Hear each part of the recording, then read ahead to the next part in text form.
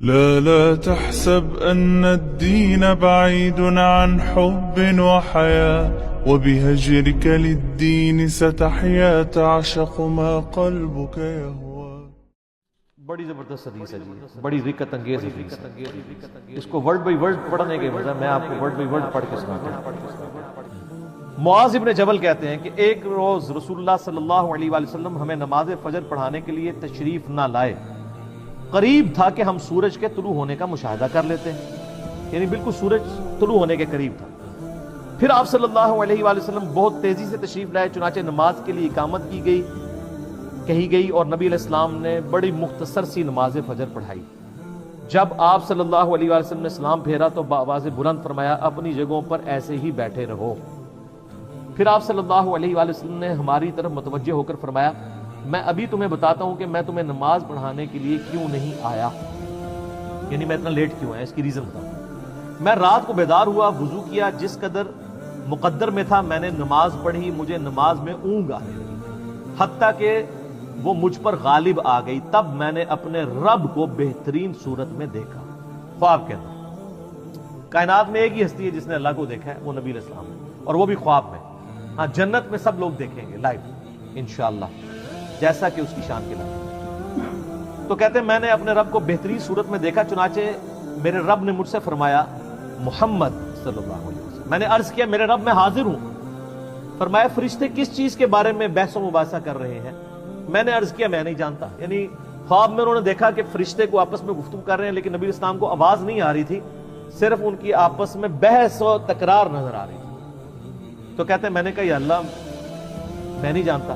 اللہ تعالیٰ نے 3 مرتبہ ایسے ہی فرمایا. پھر آپ صلی اللہ علیہ وآلہ وسلم نے فرمایا میں نے اپنے رب کو دیکھا کہ اس نے اپنا ہاتھ میرے کندھوں کے درمیان رکھا حتیٰ کہ میں نے اس کے انگلیوں کے پوروں کی ٹھنڈک اپنے قلب اور سینے میں محسوس کی. یعنی یہ ہاتھ جیسا کہ اس کی شان کے لائق ہے، دونوں شانوں کے درمیان رکھا تو میں نے اپنے سینے میں اپنے رب کے ہاتھ کی ٹھنڈک محسوس کی اور میرے سامنے ہر چیز واضح ہو گئی اور میں نے پہچان لیا.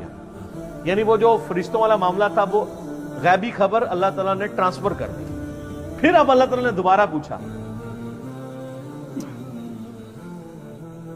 محمد، میں نے عرض کیا میرے رب میں حاضر ہوں. فرمایا مقرب فرشتے کس چیز کے بارے میں بحث کر رہے تھے؟ میں نے عرض کیا گناہ مٹا دینے والے اعمال کے بارے میں. تو اللہ نے فرمایا کہ محمد وہ کیا ہیں؟ میں نے عرض کیا جو کچھ اب فرشتوں والا علم حضور صلی اللہ علیہ وسلم کو بھی ٹرانسفر ہو گیا کہ باجماعت نماز پڑھنے کے لیے پیدل چل کر جانا،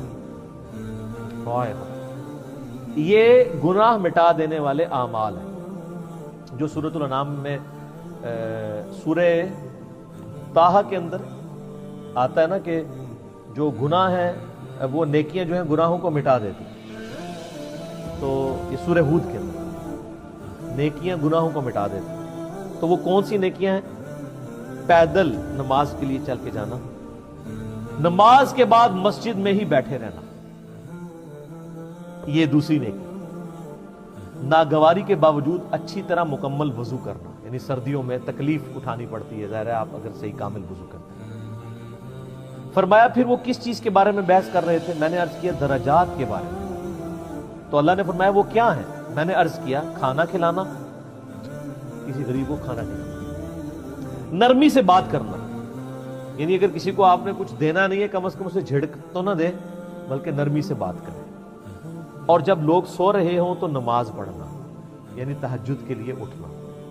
اور ایک تو ڈیٹم لیول ہے جو ہم پہ فرض ہے وہ فجر کی نماز کہ آپ نے اٹھ کے نماز پڑھنا. تو پھر اللہ تعالیٰ نے فرمایا یہ سر وہ کلائمیکس ہے. اللہ تعالیٰ نے فرمایا اے محمد کچھ مانگنا ہے تو مانگ لو. اب نبی علیہ السلام نے جو اپنے رب سے مانگا ہے وہ ہے اصل میں دعا. اور اسی دعا کی وجہ سے اسی حدیث میں آتا ہے کہ نبی علیہ السلام نے فرمایا کہ تمہارے نبی کا یہ خواب سچ ہے، اس کو یاد کر لو اور لوگوں تک پہنچاؤ. اس لیے کہ سبحان اللہ کہیں، اس لیے کہ جو میں نے مانگے نا وہ بھی اپنے رب سے مانگے.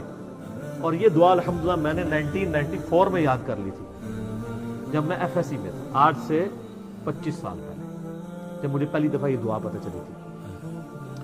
اللہم انی اسألک فعل الخیرات وترک المنکرات وحب المساکین وَأَن تَغْفِرَ لِي وَتَرْحَمَنِي وَإِذَا أَرَدْتَ فِتْنَةً فِي قَوْمٍ فَتَوَفَّنِي غَيْرَ مَفْتُونٍ وَأَسْأَلُكَ حُبَّكَ وَحُبَّ مَن يُحِبُّكَ وَحُبَّ عَمَلٍ يُقَرِّبُنِي إِلَى حُبِّكَ اللہم انی اسألک فعل الخیرات، اے اللہ میں تجھ سے نیک اعمال کا سوال کرتا ہوں کہ میں نیک اعمال کروں، وہ ترک المنکرات اور تمام گناہوں کو چھوڑ دینے کا سوال کرتا ہوں، وحب المساکین اور مسکینوں کی محبت، یعنی جو کچھ فرشتوں کی بحث تھی اور حضور علیہ السلام نے جواب دیا اسی آپ نے اس کو دعا بنا لیا، وَأَن تَغْفِرَ لِي وَتَرْحَمَنِي اور یہ کہ تو مجھے بخش دے اور مجھ پہ رحم فرما، وَإِذَا أَرَدْتَ فِتْنَةً فِي قَوْمٍ فَتَوَفَّنِي غَيْرَ مَفْتُونٍ اور اگر تو کسی قوم کو فتنے میں مبتلا کرنے کا ارادہ کرے تو یا اللہ مجھے فتنے سے بچا لے۔ لوگ تو کہتے ہیں نا جی وہ اللہ تعالیٰ سے یہ دعا نہیں کرنی چاہیے، اللہ تعالیٰ سے کہنا چاہیے صبر مانگنا چاہیے، نہ اللہ تعالیٰ سے پہلی دعا یہ کرنی چاہیے کہ اللہ تعالیٰ ہمیں فتنے میں مبتلا ہی نہ کر، اور اگر تو نے میری ڈیسٹنی میں لازمی رکھا ہے اس آیت کے تحت کہ وَلَنَبْلُوَنَّكُمْ بِشَيْءٍ مِّنَ الْخَوْفِ، تو پھر اگر مجھے یہ کرنا چاہتا ہے تو پھر مجھے ثابت کرنا۔ پہلی دعا یہ ہے وَإِذَا أَرَدْتَ فِتْنَةً فِي قَوْمٍ فَتَوَفَّنِي غَيْرَ مَفْتُونٍ، اے اللہ مجھے فتنوں سے بچانا۔ اللہم انی اسألک حبک، اے اللہ میں تجھ سے تیری محبت کا سوال کرتا ہوں، وحب من یحبک اور میں ہر اس شخص کی محبت تجھ سے مانگتا ہوں جس سے تو محبت کرتا ہے، یعنی سارے انبیاء کی محبت، اہل بیت کی، صحابہ کی، نیک لوگوں کی،